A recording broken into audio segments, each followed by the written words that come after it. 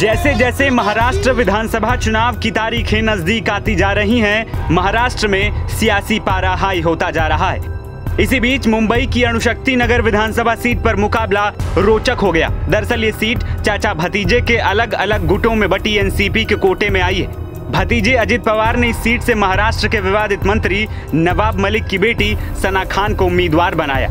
भतीजे को हर सीट पर तगड़ी फाइट देने पर आमदा चाचा शरद पवार ने इस सीट पर अपना पांसा फेंका और अभिनेत्री स्वरा भास्कर के पति फहद अहमद को उम्मीदवारी दे दी।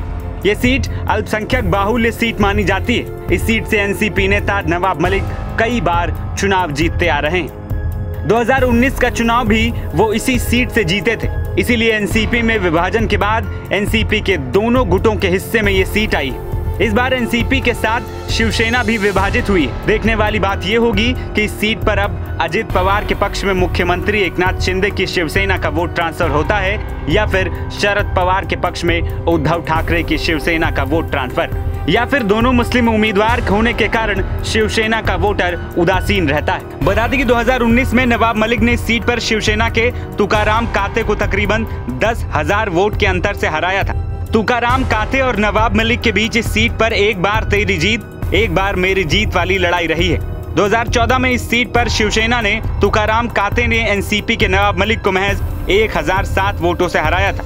उससे पहले 2009 में नवाब मलिक के तुकाराम काते को 6825 वोट से हराया था। इस सीट पर एक्स फैक्टर मनसे भी है, जिसने 2009 के विधानसभा चुनाव में 16,737 वोट, 2014 के चुनाव में 3,285 वोट और 2019 के चुनाव में 5,889 वोट पाए थे। 2014 में जब कांग्रेस एनसीपी अलग हुई, चुनाव लड़ी, तब कांग्रेस को इस अणुशक्ति नगर सीट पर 17,615 वोट मिले थे। इस हिसाब से अगर कांग्रेस और उद्धव ठाकरे की शिवसेना के वोट स्वरा भास्कर के पति फहद अहमद के पक्ष में ट्रांसफर होते हैं तो उनकी जीत पक्की मानी जाती है, क्योंकि सना खान को बीजेपी के वोटर कितना साथ देंगे कहा नहीं जा सकता है।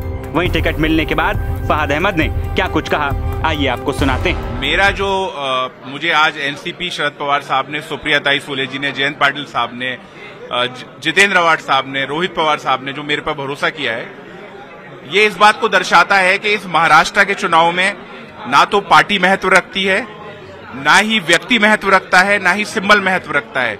महत्व सिर्फ एक ही बात का है कि जिन्होंने महाराष्ट्र को लूटा है, जिन्होंने महाराष्ट्र के अंदर महाराष्ट्र की अस्मिता के साथ खिलवाड़ किया है, उसके खिलाफ हम तमाम दल जो है एकजुट हैं। इंडिया अलायंस जब इकट्ठा हुआ था, 400 पार वालों को हमने 240 पे घुटने टेकने में मजबूर कर दिया था। और आने वाले दिनों में महाविकास आघाड़ी जो महायुक्ति का करप्शन है, जिसमें छत्रपति शिवाजी महाराज की अस्मिता के साथ खिलवाड़ किया गया है, इसको लेके हम आने वाले दिनों में, और आपको एक बात और बताऊं, बहुत कम ऐसा होता है कि चुनाव का जनता इंतजार कर रही हो। महाराष्ट्र के चुनाव में जनता इंतजार कर रही है कि इस भ्रष्ट सरकार से हम लोग कब जो है आप समाजवादी पार्टी में थे, आज आपके नाम की घोषणा। देखिए, मैं आपको बताता हूं कि समाजवादी पार्टी का ऑफिस 2nd फ्लोर पे है और अभी मैं 1st फ्लोर पे खड़ा हूं, तो ज्यादा अंतर नहीं है। मैं आपको यही समझा, आपको मालूम है 2nd फ्लोर पे समाजवादी का ऑफिस है।